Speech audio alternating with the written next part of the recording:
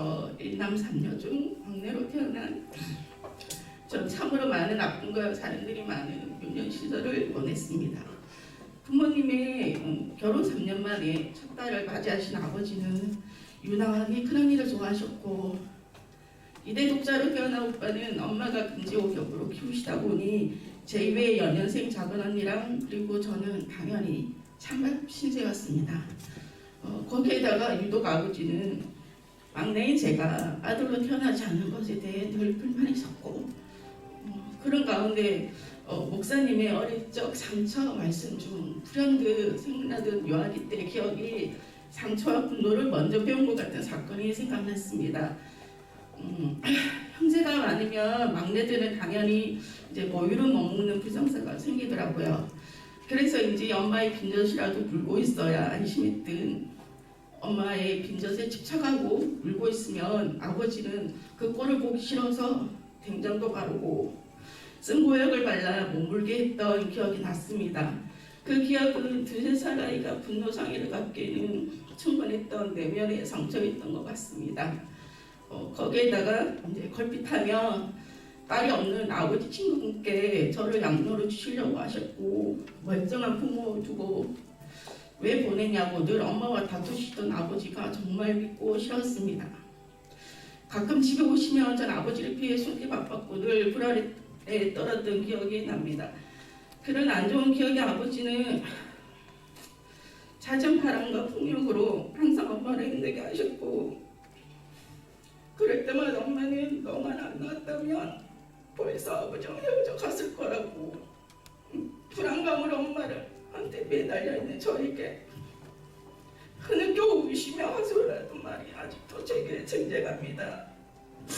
이런 아버지는 아예 나가버리셨고, 엄마는 혼자서 사남매를 키우시느라 밤낮없이 일을 나가시면 집안일은 막내인 제가 다 해야만 했습니다. 그러다 보니 학교에서건 집에서건 뭐래도 칭찬 좀 받을 일 없었고, 누군가가 부탁을 하면 나를 싫어할까봐 떠날까봐 거절 못하는 어른 아이로 자라 직장 생활에서 성추행을 당해도 말을 못하고 그냥 제가 회사를 간두는 선택을 해야만 했습니다. 그래서인지 전 직장 생활이 두렵고 어떤 유혹이 있을지 무섭고 이겨낼 자신이 없었습니다. 연약하게 전 교주님께 매달렸고 부르짖을 수밖에 없는 불쌍한 죄인임을 제 자신이 잘 알기에 오늘도 그때 말씀 한 말씀이라도 붙잡고 이겨낼 힘을 얻습니다. 어릴 적 내면 상처투성인 전 지체들의 작은 한마디에 잘 상처를 받아 마음의 벽을 쌓고 속으로 정죄를 하며 잘 넘어지고 흔들리는 갓대 같았고 나와 다른 것을 인정 못하고 틀리다고만 주장했던 미련한 자였습니다. 현재 친정오빠의 무리한 사업으로 대출받은 친정집이 경매로 넘어간 일로 충격을 받으신 엄마가 치매 증상을 보이시니 이를 벌린 그 잘난 미대의 독자 오빠와 올케 언니, 아들이라는 이유로 무조건 대출해준 아버지를 또 정죄하고 자기들이 벌린 알아서 처리하기만 하는 이기적인 죄인입니다. 주님의 구원의 때를 알지 못하고 말입니다. 이번 수요 예배 기도를 통해 제가 친정의 구원이시하시 되어 그 영혼들을 불쌍히 여기며 극렬한 마음으로 정죄가 아닌 주님의 사랑으로 안고 가는 기도가 되었습니다. 그동안 삶으로 전하는 복음이 되지 못하고 무엇이 복음을 방해하는지 목사님 말씀을 통해 제 안의 상처, 결핍을 깨닫지 못하고 치유받지 못하니 제 입은 주님을 전하는 도구로 사용할 수 없음을 회개합니다. 삶이 힘들어 늘 엄마의 부정적인 녹두리의 말을 듣고 자라 지금의 남편과 자녀에게 투사하고 있음을 그때 말씀과 부부치유 유튜브 강의 말씀으로 깨달아 무의식의 실수를 하지 않도록 오늘도 공동체 나눔으로 합리적인 사고를 할 수 있기를 주님의 은혜를 더하여 주시기를 간절히 기도드립니다. 너는 내 것이라 내가 너를 지명하여 부른다니 너는 내 것이라 흠을 막고 부족한 저를 택한 백성으로 삼아주신 주님, 악한 환경에서도 선한 길로 인도해 주시는 주님, 찬양으로 주님께 감사와 영광 드립니다. 아멘. 고단한 인생길 힘겨운 오늘도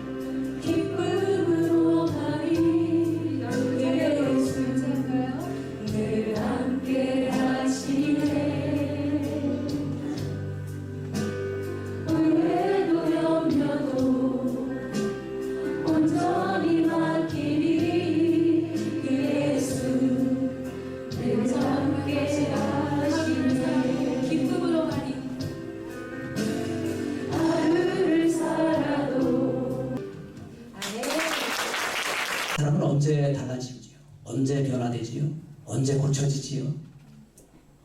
언제 달라지고 언제 변화되고 오늘 본문의 제목처럼 언제 고쳐집니까? 사람이.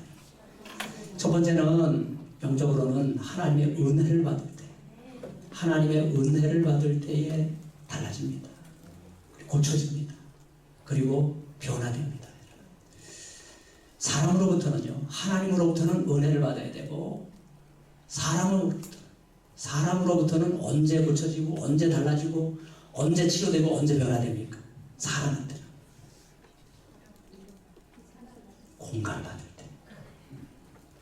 공감받을 때 고쳐집니다. 그래서 이마고 부부 상담이 세계 최고 치료를 자랑하는 90%를 자랑하고 있는 거예요. 그 이마고 부부 상담의 핵심 치료법이 뭐예요?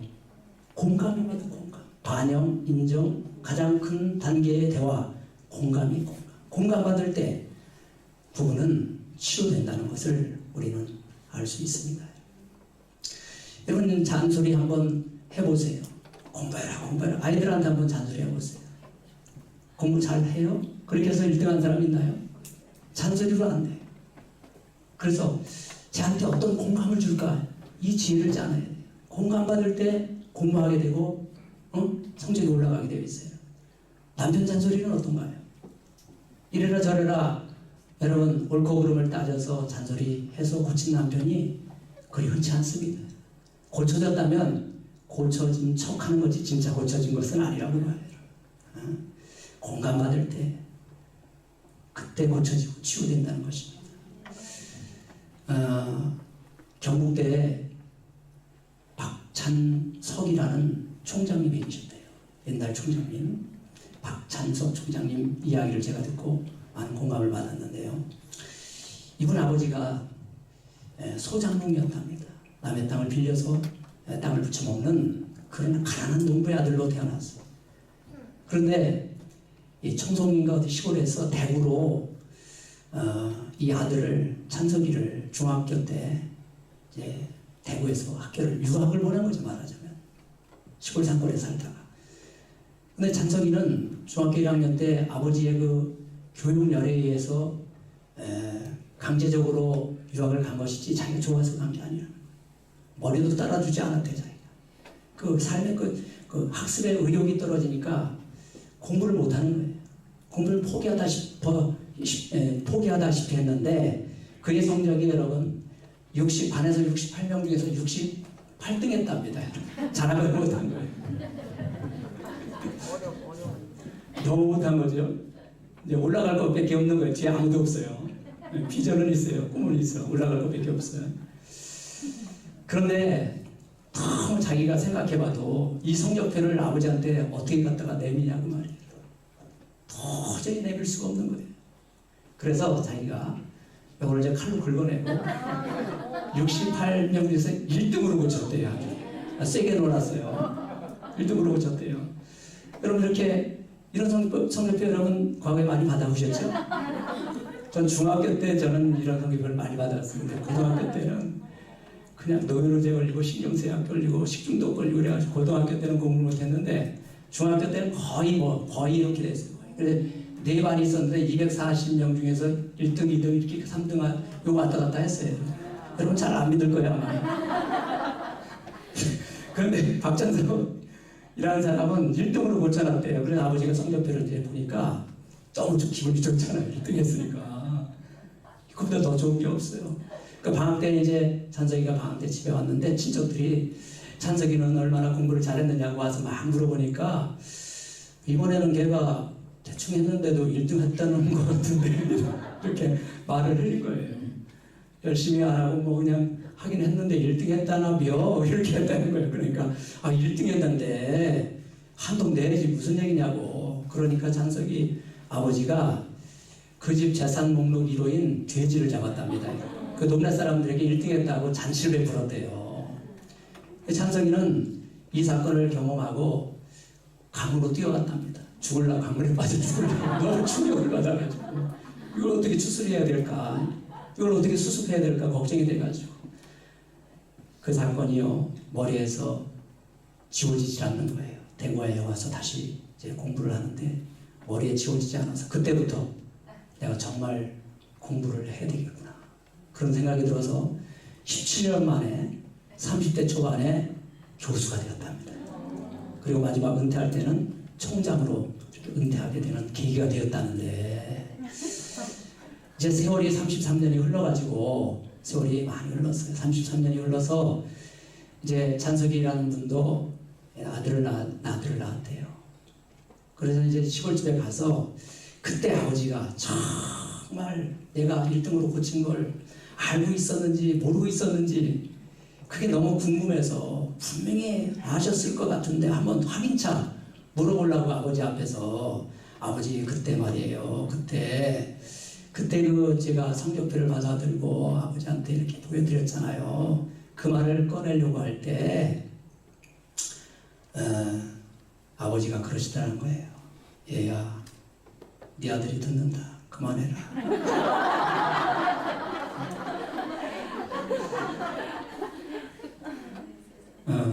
그러니까 아버지가 알았다는 거예요, 몰랐다는 거예요? 알았다는 거예요. 그런데 뭘 해줬다는 거예요? 그걸 그대로 있는 그대로 공감을 해줬다는 거예요. 이렇게 해야 사람이 달라지고 변화되고 치료되고 회복된다는 것입니다. 예수님도 이 땅에 구원자로, 치료자로, 상담자로 오셨다는 것은 상담자는 공감해줘야 돼요. 무조건적인 공감을 해줘야 치료가 돼요. 받아줘야 돼요. 무조건적인 수용을 해줘야 합니다. 그래서 우리는 언제 고쳐져야 되는가, 언제 사람이 달라지는가를 질문할 때에 대답은 하나님의 은혜를 받을 때. 하나님의 은혜도 무조건적인 사랑이잖아요. 아멘. 그리고 사람으로부터는 공감을 받을 때 꼭 마음에 새기고 실천했으면 좋겠습니다. 오늘 본문을 한번 보세요. 오늘 본문을 보면 여호와여 주의 분노로 나를 책망하지 마시고 주의 진노로 나를 징계하지 마옵소서. 이 대꾸법을 쓰고 있습니다. 주님께서 여호와여 주의 분노로 책망하지 마시고 또 진노로 징계하지 마옵소서. 이것은 자기가 책망이나 어떤 징계를 받지 않겠다는 말이 아니지요. 너무 힘들어서 하나님 앞에, 너무 힘들어서 자기의 그 고통을 하나님 앞에 토로하는 거예요. 여호와여 내가 수척하오니, 수척하오니 너무 힘들다고 말해요. 내게 은혜를 베푸소서. 내게 은혜를 베푸소서. 그래서 여러분, 사람은 은혜 받을 때 달라진다는 거예요. 은혜를 베푸소서. 내 뼈가 떨려오니, 여러분 사람이 고통을 당하면 뼈가 떨린다는 얘기를, 뼈가 떨리오니 하나님 나를 고쳐주소서. 내가 이렇게 언제까지 어느 때까지니 언제까지 이 고통을 당해야 합니까? 여러분 생각은 어떠세요? 언제까지 우리가 하나님 앞에 징계를 받고 고난을 당하지요? 따라서 할까요? 거룩해질 때까지. 크게요. 거룩해질 때까지. 하나님의 징계의 목적은 거룩입니다. 거룩. 우리가 거룩해질 때까지. 이 거룩이라는 것은 하나님 앞에 회개하고 순종하는 것을 말하는 거예요. 순종할 때까지. 그렇다면 여러분에게 적용 질문 하나 드릴게요. 지금 삶의 고난이 힘들지만 이 고난을 여러분들은 내 삶의 결론이라고 인정하나요? 인정하나요? 인정해야 거룩해질 수 있습니다. 아멘. 지금 당하는 고통 하나님의 징계임을 인정합니까? 내 삶의 결론임을 인정해요? 인정해야 여러분 회개가 되고 새로운 삶을 살 수 있습니다. 그럼 인정하지 못하는 분들은 어떤 분들이지요? 인정이 안 돼요. 지금 내 삶의 결론이라고, 내 잘못이라고 인정이 안 돼. 그런 상태를 우리는 가면을 쓰는 상태라고 하는 거예요. 가면 상태. 이것을 독일 말로는, 라틴어로는 페르조나라고 여러분 합니다. 페르조나. 가면 상태. 이 가면 상태에 있으면 투사현상, 남 탓을 많이 해요. 남 탓을. 자기 탓이 아니고 내 잘못이 아니고 상대방의 잘못이라고 상대방의 탓을 많이 하고 삽니다. 그래서 우리는 언제, 하나님은 이 가면을 벗기기 위해서 언제 어디까지 몰고 가지요? 벼랑 끝까지 몰고 가는 거예요. 다윗이 지금요 벼랑 끝에 몰려고 있습니다. 그래서 하나님 나에게 은혜를 베풀어 주세요. 나를 고쳐주세요. 이렇게 하나님 앞에 기도하고 있는 거예요. 그래서 하나님은 이 가면을 여러분 벗기 위해서 첫 번째 벼랑 끝으로 몰고 가시고요. 두 번째는 우리가 다 누구라도 다 벼랑 끝에 가서 벗는다면 다 고통당해야 되고 다 망해야 되고 다 아파야 되고 사람인데 그럴 수는 없죠. 그래서 우리는 상담을 통해서 현대 심리학자들이 개발한 상담을 통해서 미리미리 우리 자신의 결핍을 파헤치고 그리고 가면을 쓰게 된 어떤 결핍을 파헤치고 상담이라는 도움을 받아서 미리미리 가면을 벗을 수가 있는 것입니다. 할렐루야. 아멘. 3절 한번 볼까요? 3절. 나의 영혼은 매우 떨리나이다. 여호와여 어느 때까지니까. 이 어느 때까지니까 언제까지라고요? 거룩해질 때까지. 거룩해질 때까지. 거룩해질 때까지, 회개할 때까지 하나님은 이 고난이 있다는 것을 기억하시기 바랍니다. 그러나 하나님 앞에 그동안 지은 죄를 가지고 탄식하며 눈물로 기도도 해야 되지만 눈물로 6절에 보니까 내가 탄식함으로 피곤하여 밤마다 눈물로 내 침상을 적시며 기도했다고 해서 정말 눈물로 침상이 적셔집니까 여러분? 그러나 약간의 과장법은 있는데 그만큼 하나님 앞에 진솔하게 눈물은 진실 아닙니까? 진실하게 기도를 했다는 것입니까? 침상이 젖도록 눈물을 흘리며 기도했다는 거예요. 그런데 그렇게 기도해야 하기도 하지만 8절을 우리가 이 기도의 다윗의 기도에서 8절을 배워야 합니다. 8절 악을 행하는 너희는 다 나를 떠나라. 이제 단호하게 세 번째 단락에서는 단호하게 명령합니다. 어떻게 해요? 악을 행하는 너희는 다 나를 떠나라. 떠나라. 여러분 한번 소리쳐보세요. 떠나라. 오늘 복음적으로 말하면 예수로 명하노니 떠나갈지어다. 이렇게 외치는 겁니다. 여러분.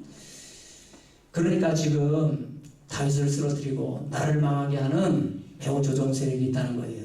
다윗 가정으로 보면 부부를 이간질시켜서 부부를 망하게 하고 부부를 쓰러뜨리는, 부부를 헤어지게 하고 부부 갈등을 일으키는 여러분 사단의 권세가 있다는 것을 우리는 알 수 있습니다. 그래서 우리는 하나님 앞에 어떤 고난을 당했을 때에 회개도 해야 되지만 동시에 뭐도 해야 되느냐면 축사도 해야 됩니다. 축사. 예, 어려운 말로 여러분 이것을 축사라고 합니다.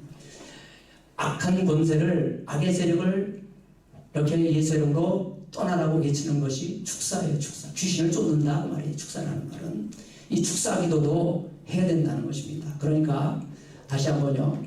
회개 플러스 축사를 해야 됩니다. 회개 플러스 축사를 같이 병행하는 기도를 해야 효율적이다 그 말이에요. 여러분. 아멘. 그래야 내 결핍을, 상처를 사로잡고 있는 세력, 그 세력을 축사를 해야 온전한 치유가 되기 때문입니다. 그런데 축사만 해서도 안 되는 것이, 축사만 해서 안 되는 것이 또 마음의 결핍이 아직 채워지지 않으면 또 들어오겠지요. 그래서 온전한 치유는 마음 치유, 심리 치유도 하고요, 또 축사도 하고 이렇게 병행해야 된다. 마음 치유도 받고 영적 치유도 받고 이 두 가지를 병행해야 좋다 그런 얘기를 합니다. 자, 이제 여러분 가정에서 자녀 문제나 남편 문제나 또 물질 문제나 여러 가지 질병 문제나 이런 것들이 닥쳐왔을 때 어떻게 기도해야 된다고요? 하나님 앞에 회개 기도도 해야 되지만 어떻게 해요? 축사 기도도 병행해야 효율적인 기도가 될 수 있다는 거예요. 나도 잘못했지만 또 상대방도 잘못했지요. 함께 기도하면서 우리 가정을 무너뜨리려고 하는, 부부를 이간시키려고 하는 악의 세력, 사단의 세력은 예수의 명하니 떠나가라고 이렇게 함께 기도해야 된다는 것을 우리에게 교훈해주고 있는 거예요.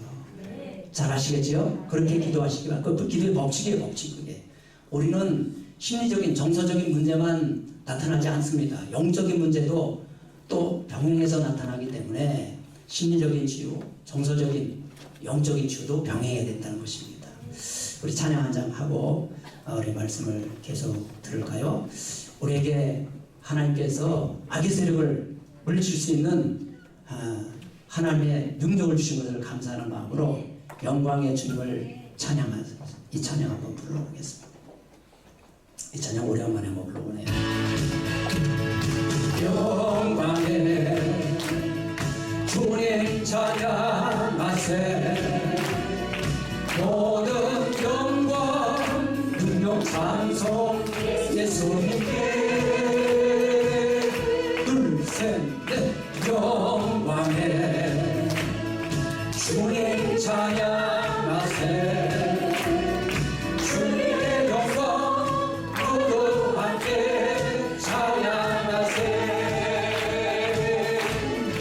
두 손을 높이 들고 주 이름 찬양 전기와 원한 모두 주 예수님께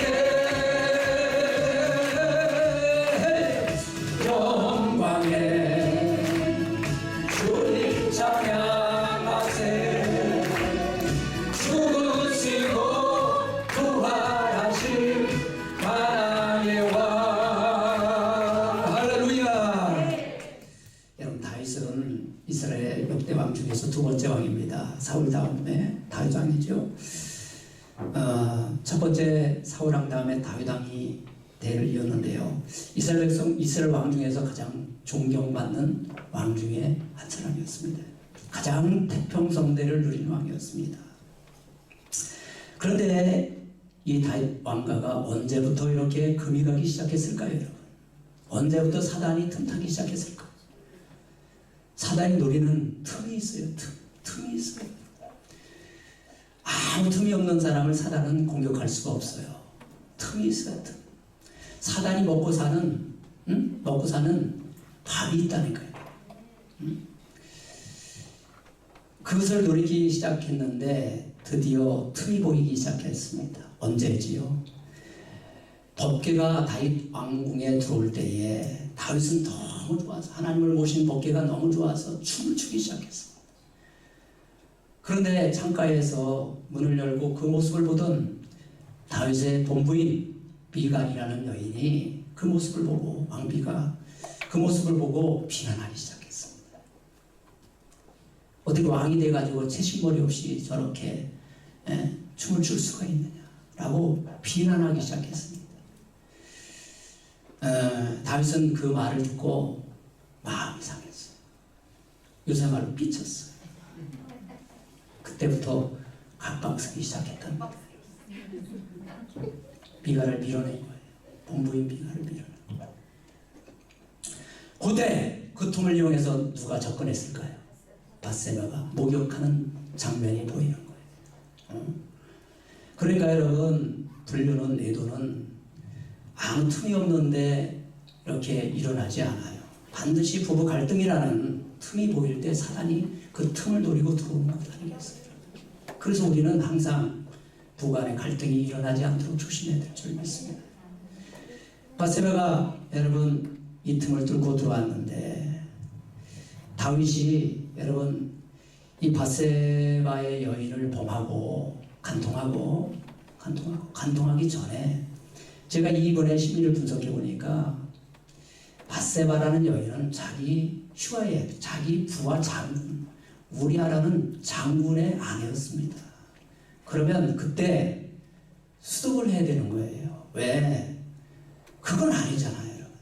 자기 부하 장군의 아내는 아니잖아요. 아무리 왕이라도 왕이 아무리 지금 권력형 미투 사건의 최초의 사람이 다윗이에요. 자기 권력을 아무리 가졌다 손치더라도 자기 부하 장군의 아내를 범하는 건 아니잖아요. 이걸 범하면 아주 파렴치한 범죄입니다, 여러분. 아주 도덕성이 떨어지는 범죄예요. 그런데 다윗은 그걸 이겨내지 못했어요. 그래서 여러분, 임하고 상담에서는 무슨 말을 하느냐면, 사람은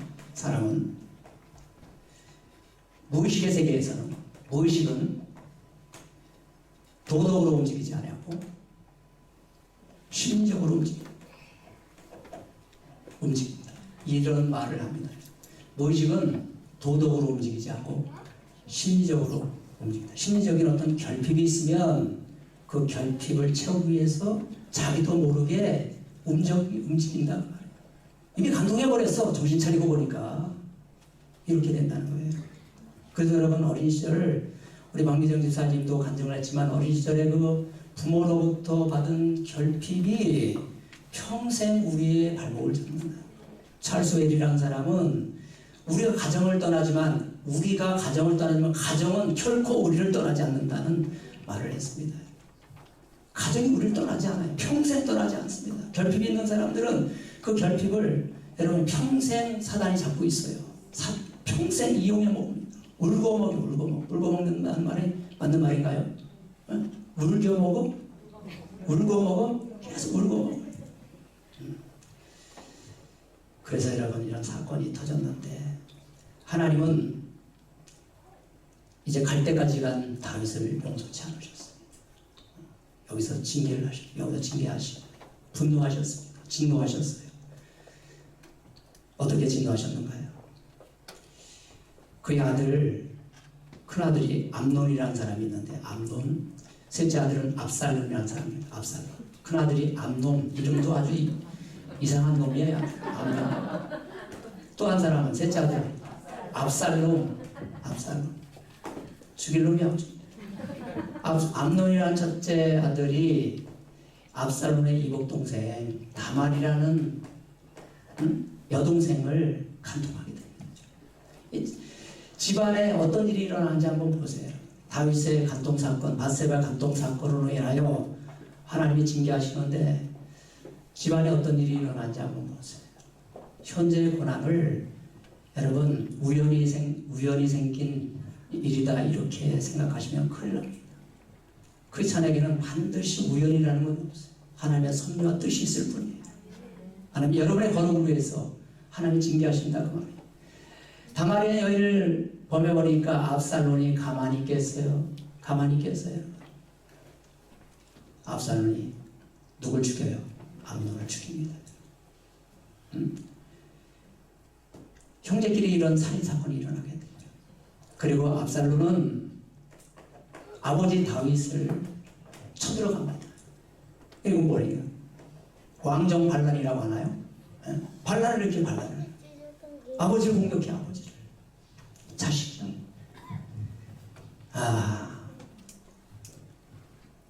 아버지 다윗은 차마 아들과 싸울 수 없기에 군대를 끼고 피난길에 오르면서 이 시를 쓰게 된 거예요. 그래서 이 시가 굉장히 우리의 마음을 좀 아프게 합니다.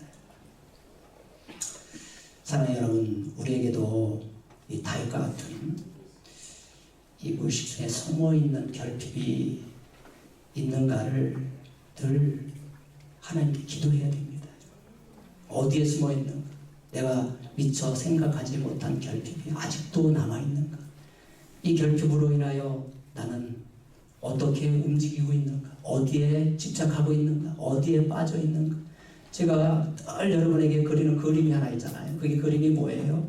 사람이 어린 시절에 불우하게 자라면 사랑을 받지 못하고 상처를 받으면 그 결핍을 이 욕구를 채우기 위해서 이 욕구불만을 채우기 위해서 가지각색으로 간다고 그랬죠. 가지각색 가는 게 너무 많아요.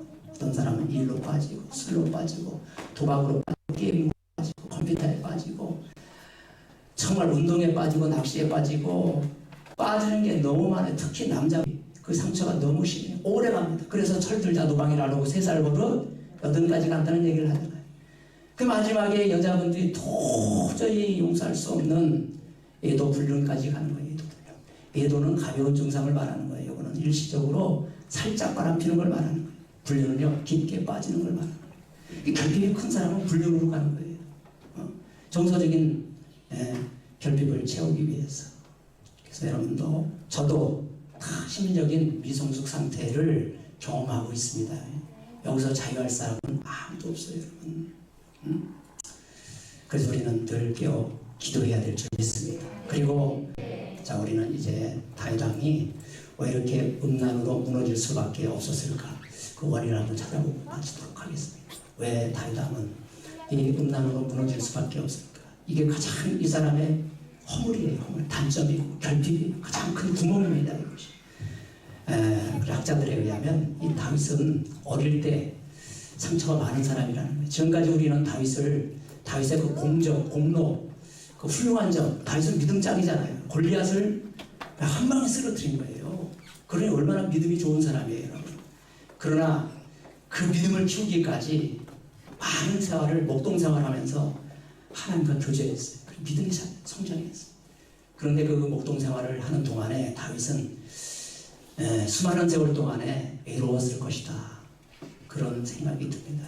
왜냐하면 사무엘이 다윗에게 기름을 부으려고 왕으로 이제 세우려고 사무엘이 기름을 부으려고 했는데 일곱 아들들은 다 집안에 있는데 하나들이 없어요. 그러다 사무엘이 기름을 첫째 아들한테 부으려고 하나님 이자가 왕이 될 사람입니까? 하니까 아니다.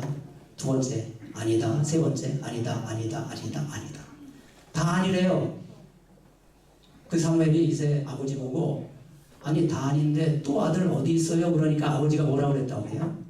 아이고 하나 있긴 있는데 걔는 아닐 건데 찌질해서 걔는 아닐 건데 저기 지금 양 치고 있는데 걔 불러올까요? 걔 불러와라. 얘입니까? 그러니까 하나님께서 얘니라 기름을 부어라. 막내들한테 그러는 겁니다. 그러니까 형들한테도 왕따를 당했고요. 제가 볼 때는 또 아버지로부터 막내인데 좀 사랑을 받았어야 했는데 막내를 무시해버려요. 그렇게 오랜 세월 동안 외로운 목동 생활을 하지 않았을까. 그것이 결핍이 되어서 외로움이 이 사람의 어떤 상처였다는 것을 우리는 생각해 볼 수 있습니다. 그래서 그 외로움을 달래기 위하여 다윗은 이렇게 이성에 빠지고 말았어요. 여자가 한두 명이 아닙니다. 제가 다윗의 처가 몇 명인가, 첩이 몇 명인가를 여러분에게 말하면 여러분이 깜짝 놀라서 뒤집어질 것 같아서 제가 참 얘기를 못하겠어요. 끝내 하나님은 이 음란을 끊어버리기 위하여 마지막 징계를 하신 거예요. 우리가 여기까지 가면 되겠어요? 안 되겠어요? 너무 여러분 징계가 심하면 그걸 복구하기 위해서는 우리가 거룩해지기 위하여 꼭 거쳐야 될 과정이지만 너무 힘이 든다 그 말이에요. 이번 주 목요일부터 제가 그래서 이마고 상담 강의를 아부와 상담 채널에서 시작합니다. 이번 주 목요일 날 8시에 이 이마고 부부 상담은 부부 문제만은 아니에요. 이 문제만이 아니고 이 상담에 대해서 좀 깊이 공부해야 우리가 공부를 해야 알잖아요. 특히 부부간에도 공부를 안 하고 결혼해 버렸어요. 그래서 제가 이마고 부부 상담뿐만 아니라 상담에 대한 어떤 결핍에 대한 어떤 전반적인 강의를 준비하고 있으니까 우리 교인들은 이번 주 목요일 8시에 실시간으로 합니다. 실시간으로 생방송이 라이브로 하니까 실시간으로 하고 우리 양천에 우리 학생들도 한 40, 50명 들어올 거예요. 근데 여러분들이 이제 상담에 대한 궁금한 질문도 이렇게 하시고요. 그리고 이제 상담 강의를 들으면서 이렇게 궁금한 거 아니면 이제 자기 어떤 가정 문제 이렇게 오픈해도 될 정도로 그런 어떤 질문이면은 상담을 좀 문의해 주시고 이렇게 해서 제가 한 강의 30분, 상담 한 20, 30분 이렇게 한 시간 정도 이렇게 마치려고 합니다. 처음 시도하는 것이니까 여러분이 좀 기도해 주시고요. 이 10주간의 상담 공부를 통해서 여러분이 이제 이마고 상담을 내 것으로 좀 만들었으면 좋겠어요. 최소한 다윗처럼 이 지경까지는 가지 아니하도록 여러분의 결핍이 무엇인가 밝히 깨달아지는 가면 상태가, 피로진화 상태가 완전히 벗어지는 그런 상태가 되시길 축복하고요. 그리고 우리가 상담 공부만을 통해서 사람은 다 달라지지 않습니다. 물론 사람으로부터 공감을 받으면 우리가 치유되고 회복되고 고쳐진다고 했지요. 그러나 거기도 또 한계가 있기 때문에 우리는 또 하나님의 은혜를 구해야 됩니다. 결핍이 있는 분들은 하나님께 기도해서 하나님의 은혜를 받아야 됩니다. 요즘에 우리 교사 선생님들하고 우리 학생들은 토요일 날 기도 안 하나요? 학생들은 안 하고 선생님들만 청년들은 해요? 그래요. 우리가 이제 코로나로 금요기도회를 못하고 있는데 잘 됐어요. 토요일 날 저녁에 몇 시에 하죠?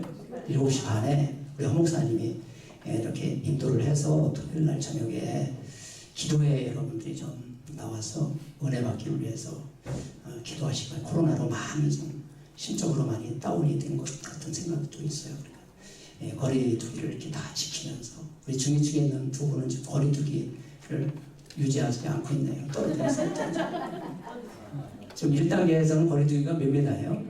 1미터예요? 1미터.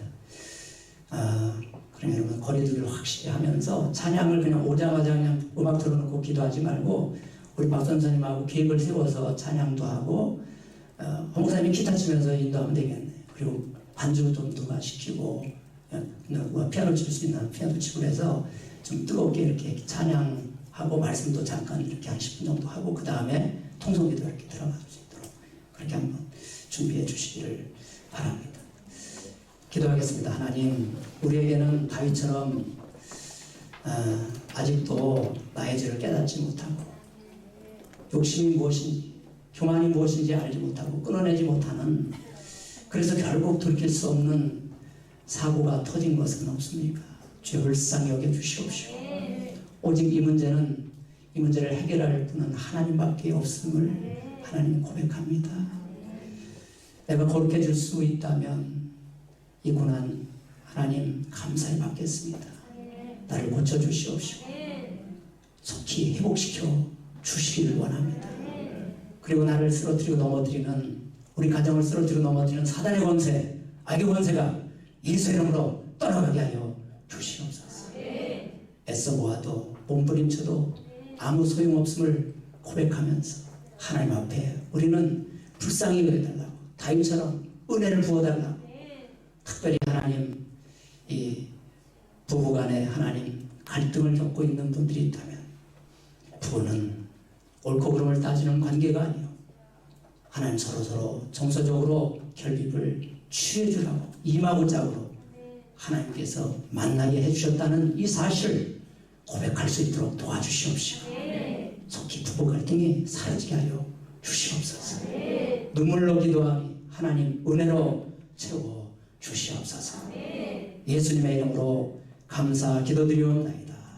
아멘. 우리 힘차게 찬양하고 마치겠습니다. 그 마음 있는 사람 예수 다시 일어날까요? 영원토록 변하고 기쁜 마음 예수의 이름은 세상의 소망이요 예수의 이름은 천국의 기쁨일세.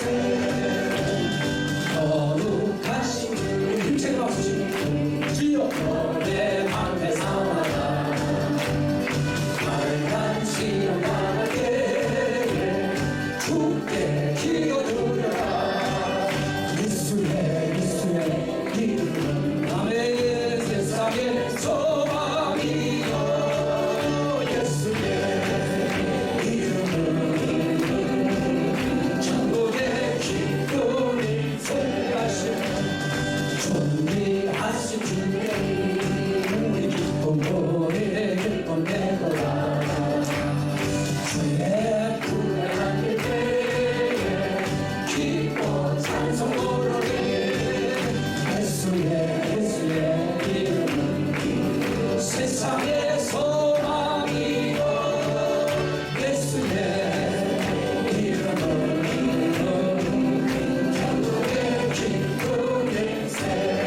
우리 갈 길 나가고 보자 앞에 나가 왕의 경배하며 멸망하는 우리 예수의 가정을 무너뜨리는 악의 권세 예수의 문으로 물러갈지어다 떠나갈지어다 예수의 이름은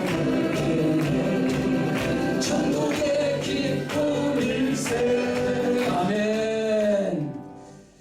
지금은 우리 구주 예수 그리스도의 은혜와 하나님 아버지의 극진하신 사랑과 성령님의 내주교통 충만하시네요.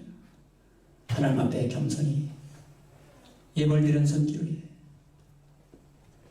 또 가정이 화목해지기를 원하는 모든 가정에 하나님 아버지 성도들 머리 지금부터 영원토록 함께하기를 간절히 축원하옵나이다. 아멘.